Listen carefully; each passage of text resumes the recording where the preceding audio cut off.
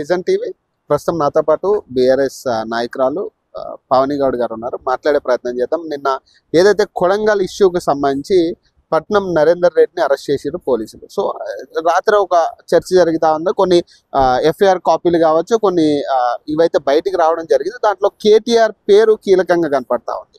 పట్నం మహేందర్ రెడ్డి ఓపెన్ అయ్యారు అంటూ కూడా అధికారులు చెప్తా ఉన్నారు. నిన్నైతే ఆల్రెడీ పట్నం నరేందర్ రెడ్డిని చెంచల్గూడ జైలుకి తరలించిన పరిస్థితి, రిమాండ్లో ఉన్నారు ఇప్పుడు ప్రస్తుతం ఆయన. సో మాట్లాడే ప్రయత్నం చేస్తాం. ఒకవేళ కేటీఆర్ అరెస్ట్ ఉండే ఛాన్స్ ఉందా? ఎందుకంటే చర్చ మొత్తం కూడా ఈరోజు న్యూస్ పేపర్స్ ఎక్కడ చూసినా కూడా కేటీఆర్ అరెస్ట్ అనే వార్తే కనపడతా ఉంది. సో మాట్లాడే ప్రయత్నం చేద్దాం. నమస్తే. నమస్తే. సో ప్రధానంగా ఇందాక మనం మాట్లాడుకున్నట్టుగా ఈ రోజు మొత్తం న్యూస్ పేపర్ అంతా కూడా కేటీఆర్ వార్త, కేటీఆర్ అరెస్ట్ మీదే కనపడతా ఉంది. మరి మీరేం చెప్తారు? కేటీఆర్ అరెస్ట్ ఉంటుందా? తెలంగాణ రాష్ట్రంలో కాంగ్రెస్ ప్రభుత్వం అధికారంలోకి వచ్చిన తర్వాత డిసెంబర్ 9వ తారీఖు నుంచి కేసీఆర్ గారి మీద బురద జల్లడమా, కేటీఆర్ గారి మీద బురద జల్లడమా, హరీష్ రావు గారి మీద బురద జల్లడమా, ఈ మధ్య కాలంలో ఇవి ఎక్కువైపోయినాయి.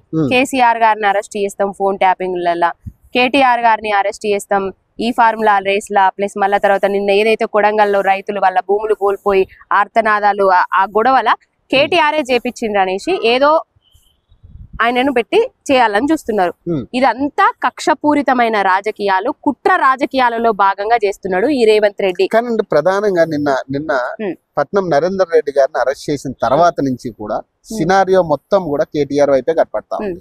ఎందుకంటే అందులో చాలా మంది ఇన్వాల్వ్మెంట్ ఉంది. పట్నం నరేందర్ గారితో పాటు ఈ కేటీఆర్ గారు ఆయనకి ఆదేశాలు ఇచ్చినట్టుగా చెప్తా ఉన్నారు పోలీసులు కూడా. సో కొన్ని ఫోన్లు కూడా మన వాళ్ళు హ్యాండ్ ఓవర్ చేసుకున్న పరిస్థితి కనపడతా ఉంది.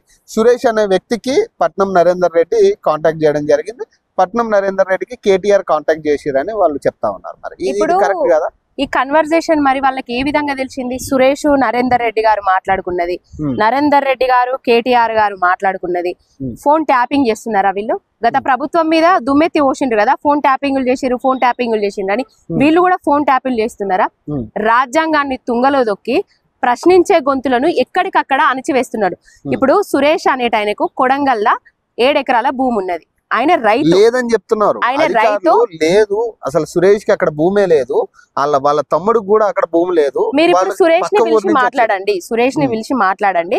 ఆయన పక్క ఊరు నుంచి వచ్చిండా, ఆయన కొడంగల్ వాస కాదా, ఫార్మాస్యూటికల్ కంపెనీలా ఆయన భూమిని కోల్పోతున్నాడా లేదా అనేది ఆయననే మీకు బయట పెడతాడు. ఇంకొకటి ఏంటంటే ఆది నుంచి కుట్రపూరితమైన రాజకీయాలు చేస్తున్నాడు, కక్షపూరితమైన రాజకీయాలు చేస్తున్నాడు. ఏదొక విధంగా బీఆర్ఎస్ పార్టీని, బీఆర్ఎస్ అధినాయకత్వంలో ఉన్న నాయకులందరి మీద బురద జల్లే ప్రయత్నం చేస్తున్నాడు. ఆయన ఏంటంటే ఆయన కక్ష, ఆయన కుట్ర ఏంటంటే కేటీఆర్ గారి ఇమేజ్ ని డ్యామేజ్ చేయలేకపోతున్నాడు. ఫస్ట్ ఏం చేసిండు? కొండా సురేఖని దించిండు, అది బూమ్రంగ్ అయిపోయి వాళ్ళ మీదనే పడ్డది. తర్వాత మానవ బాంబులు, అణుబాంబులు, ఆ బాంబులు, ఈ బాంబులు అని అన్నాడు పొంగులేటి సుధాకర్ రెడ్డి నుంచి. అది కాస్త తుస్సు బాంబు అయిపోయింది. ఇప్పుడు మళ్ళా కొడంగల్ నుంచి ఆయన గెలిచిన నియోజకవర్గ ప్రజలు ఆయన మీద తిరుగుబాటును జీర్ణించుకోలేక ఆ వ్యవహారాన్ని మొత్తము కేటీఆర్ గారి మీద నెపం నెడుతున్నాడు. అంతే తప్ప అక్కడ రైతులు భూములు కోల్పోతున్నది వాస్తవము. వాళ్లకు ఫార్మాస్యూటికల్ కంపెనీకి భూములు ఇవ్వడం ఇష్టం లేనిది వాస్తవము. నీ నియోజకవర్గ ప్రజలను మెప్పించలేనోడివి, నీ నియోజకవర్గ ప్రజల దగ్గర నుంచి భూములు తీసుకోలేనోడివి, నీ నియోజకవర్గలే రోడ్ల మీదకి వచ్చి ధర్నాలు చేసే పరిస్థితి తీసుకొచ్చినావంటే ఈ తెలంగాణ రాష్ట్రానికి నువ్వు అవసరమా? కానీ రిమాండ్ రిపోర్ట్ లో వాళ్ళు క్లియర్ గా చెప్తా ఉన్నారు. ఇప్పుడు రిమాండ్ సంబంధించి ఇప్పుడు అసలు కనీసం వ్యక్తికి అక్కడ భూమే లేదు, వీళ్ళకి కావాలని వాళ్ళందరినీ కూడా మొబిలైజ్ చేసి అక్కడ గ్యాదర్ చేసిర్రు. దాదాపు 45 మంది అరెస్ట్ అయితే 18 మందికి అక్కడ భూములు లేవు. వీళ్ళందరూ కూడా బయట నుంచి వచ్చి ఇక్కడ దాడులు చేసిన వాళ్ళు అని చెప్తా ఉన్నారు. ఇది కరెక్టా కాదా? ఇప్పుడు రిమాండ్ రిపోర్ట్ అంటున్నారు కదా, ఫస్ట్ ఏమన్నారు? సురేష్ అనే వ్యక్తి బీఆర్ఎస్ పార్టీకి చెందినోడు మాత్రమే అని చెప్పిండ్రు. తర్వాత ఆయన హైదరాబాద్ నుంచి వెళ్ళొచ్చి అక్కడ ప్రజలను రెచ్చగొట్టి అధికారి మీద దాడులు పాల్పడిండు, దాడులు చేయడానికి ఆయననే పూనుకున్నాడు అని చెప్పిండు. సురేష్ అనేటైనే ఎక్కడనన్నా అధికారిని కొట్టింది గాని, విజువల్ గాని, ఎక్కడైనా బండలు గాని కర్రలు గాని ఎత్తుకొని చూపించింది గాని ఎక్కడైనా కనిపించిందా? ఎందుకు ఇలాంటి మాటలు మాట్లాడిండ్రు? అవన్నీ కనిపించకపోయేసరికి మళ్ళా తర్వాత ఇప్పుడు సురేష్ గారిది అక్కడ భూమి లేదు, ఆయన కావాలని వచ్చిండు, ఆ ఊరు వాస్తవ్యుడు కాదు, ఇవన్నీ బురద జల్లేయడమే అంటే అండి. సురేష్ మీ పార్టీ నాయకుడు కాదా? ఇప్పుడు మా పార్టీ పార్టీ నాయకుడే కదా? సురేష్ మా పార్టీ నాయకుడే. అక్కడ ఇంకో రమేష్ ఉంటాడు, ఇంకో మహేష్ ఉంటాడు, ఇంకొక ఏష్ ఉంటాడు.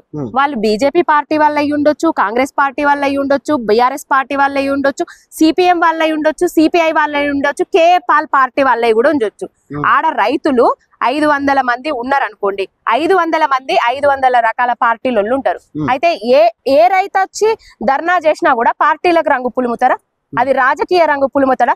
రైతు ధర్నాను వాళ్ళ భూములు కోల్పోతుంటే వాళ్ళ ఆర్తనాదాలను ఒక పార్టీకి నెట్టడం ఏంటండి? రాజకీయం రంగులు పులుమడం ఏంటండి? నాకు అర్థం కావట్లేదు. వాళ్లకు సమస్య పరిష్కరించే తెలివి లేక, ధైర్యం లేక, దమ్ము లేక, రైతులతో మాట్లాడే విధానం తెలియక, అసమర్థ పాలకుడి చేతిలో రాష్ట్రం ఉంది కాబట్టి కొడంగల్ ప్రజలకు ఈ దుస్థితి పట్టింది. దాదాపుగా 40 మంది రైతులను అరెస్ట్ చేసిండ్రు. 16 మంది రైతులు జీప్ లో పోతుంటే మేము చూసినాం. నడవలేని పరిస్థితులలో ఉన్నారు. వాళ్ళను నయపెడుతున్నారా, భయపెడుతున్నారా, ఇంకేం చేస్తున్నారు, లాఠీ చార్జ్ చేస్తున్నారా, ఇంకేం చేస్తున్నారో తెలియదు. ఇప్పుడు పట్నం నరేందర్ గారు ఏదో స్టేట్మెంట్ ఇచ్చిందని చెప్తున్నారు. ఆయన బయటకు వచ్చి మాట్లాడింది ఉన్నదా అండి ఎక్కడన్నా? వీళ్ళ ప్రభుత్వం కాబట్టి వీళ్ళకి ఇష్టం ఉన్నాయి రాసుకుంటున్నారు. కేటీఆర్ఏ చేపించిండ్రు, హరీష్ రావే చేపించిండ్రు. ఇప్పుడు హైదరాబాదితులకు అండగా నిలిచిండ్రు. హైదరాబాదితులకు అండగా ఉన్నప్పుడు ఏమన్నారు? బీఆర్ఎస్ పార్టీ ఏపిస్తుంది, కేటీఆర్ ఏపిస్తున్నాడు, హరీష్ రావు ఏపిస్తున్నాడు అని అన్నారు. నిరుద్యోగులకు అన్నగా నిలబడి అక్కడికి పోయి కొట్లాడితే వాళ్ళని అరెస్టులను ఖండిస్తే అక్కడ బీఆర్ఎస్ పార్టీ ఉన్నది, కేటీఆర్ ఉన్నాడు అని అన్నారు. మళ్ళా రైతులకు రుణమాఫీ కాలేదు, రైతు బంధు రాలేదంటే హరీష్ రావు ఏపిస్తున్నాడు, బీఆర్ఎస్ పార్టీ ఏపిస్తున్నది అని అన్నారు. ఇప్పుడు వేరే వాళ్ళ మీద నెపం నెడితే అయిపోతది అనుకుంటున్నారు, దులిపేసుకుంటున్నారు. ఇది ప్రజలు చేస్తలేరు, ప్రజలు సంతోషంగా ఉన్నారు. ఎక్కడ ఏ వర్గం ప్రజలన్నా సంతోష పెడుతున్నాడా? తెలంగాణలో కాంగ్రెస్ ప్రభుత్వం అధికారంలోకి వచ్చిన తర్వాత గుంపు మేస్త్రి పాలనలో ఏ వర్గ ప్రజలు సంతోషంగా ఉన్నారండి? చిన్న పిల్లల దగ్గర నుంచి కాటికి కాలు జాపే ముసలమ్మల వరకు సంక్షేమ పథకాలు ఇచ్చింది కేసీఆర్ గారు. చిన్న పిల్లల దగ్గర నుంచి కాలికి కాలు జాపే ముసలమ్మల వరకు మోసం చేసింది రేవంత్ రెడ్డి కాంగ్రెస్ ప్రభుత్వం. కాదా చెప్పండి? కళ్యాణ లక్ష్మిల తులం బంగారం ఏది? కేసీఆర్ కిట్టేవి? ఇవన్నీ హామీలను, ఆయన ఇచ్చిన హామీలను నెరవేర్చే బాధ్యత ఆయనకు లేదు. ఆయన ఇచ్చిన హామీలను నెరవేర్చేది లేదు. ఇవన్నీ డైవర్షన్ పాలిటిక్స్ లో భాగంగా ఇవన్నీ తెర మీదికి లేపుతున్నాడు. అల్లుడు కోసం గిల్లుడు కార్యక్రమాలను మొదలు పెట్టిండు కొడంగల్లా. సత్యనారాయణ రెడ్డి, నైమిషారెడ్డి ఫార్మాస్యూటికల్ కంపెనీ కోసము రైతుల ఆర్తనాదాలు, రైతుల కన్నీటికి కారణమైతున్నాడు. ఆ కన్నీటి చుక్కలకు ఆయన కొట్టుకపోవడం ఖాయం. ఒక ఫైనల్ క్వశ్చన్, ఇప్పుడు రిమాండ్ రిపోర్ట్ లో కేటీఆర్ గారి పేరు కనపడతా ఉంది క్లియర్ కట్ గా. మరి ఆయన అరెస్ట్ ఉంటది అని చెప్పేసి కొన్ని వార్తలు రావడం, చేయమనండి చూద్దాం, చేయమనండి. అరెస్టులు మాకేం కొత్త కాదు. ఉద్యమం నుంచి వచ్చినాము. ఏదో బ్యాగులు మోసి, అడ్డదారిగా బ్యాగులు మోసి, బ్యాగు సంచులతోటి పట్టబగలు దొరికిన దొంగలం కాదు మేము. ఉద్యమ నాయకులం. తెలంగాణ రాష్ట్రాన్ని సాధించిన నాయకుడు ఆయన. ఉద్యమంలో నుంచి వచ్చినాడు. ఈ అరెస్టులు కొత్త కాదు, ఈ బెదిరింపులు కొత్త కాదు. వాడి తాటాకు బెదిరింపులకు భయపడేది, వాని పిట్ట బెదిరింపులకు భయపడేది ఎవ్వడు లేడు ఇక్కడ. వచ్చి అరెస్ట్ చేసుకోమని ముందు, తర్వాత చూసుకుందాం.